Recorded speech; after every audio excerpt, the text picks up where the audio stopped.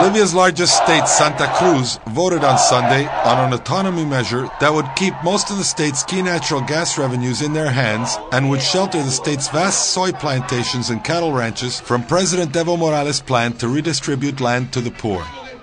The referendum had been declared illegal and unconstitutional by Bolivia's National Electoral Court. But as polls closed, exit surveys conducted by local news media sympathetic to autonomy showed as much as 85% support. The abstention rate was reported to be as high as 45%, up to 3 times higher than normal in Bolivia. This is attributed to the fact that anyone against autonomy or who believed that the vote was unconstitutional would likely have boycotted the polls. There were violent protests against the vote in the poor Santa Cruz neighborhood of Plan 3000, a bastion of support for Morales populated by Indian immigrants from the poorer western highlands.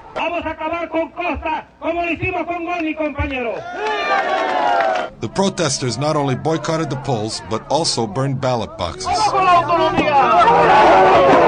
Racist separatism.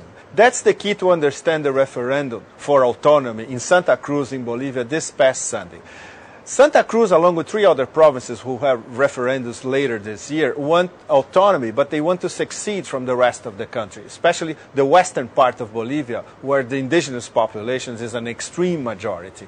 It's not such a majority in the eastern lowlands. Santa Cruz is part of the eastern lowlands, and it's also the richest province in terms of natural resources in Bolivia. The results tell us that between 84 and 85% voted for C. For yes, we want autonomy. And between 35% to 40% abstained. La autonomía ganó porque votemos o no votemos, igual iba a ganar, porque no nos tomaron en cuenta, digamos, a los que no votamos. Por ejemplo, yo no voté y no nos han tomado en cuenta. Y ellos dicen que han ganado el 85% solo de los participantes. This referendum is unconstitutional. These people didn't even bother to vote because they knew the referendum was unconstitutional. Not because Evo Morales' government, a legitimate government, told them, but because other Latin American countries, none of them recognized the referendum.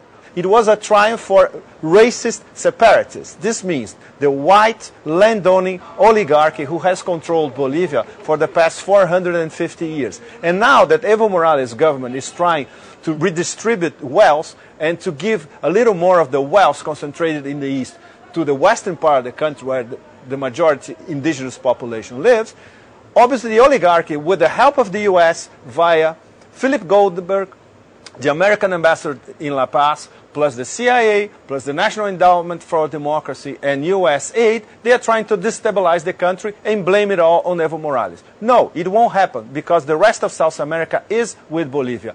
And Bolivia's march towards a more equitable system and more redistribution of wealth will not stop, whatever the autonomists say.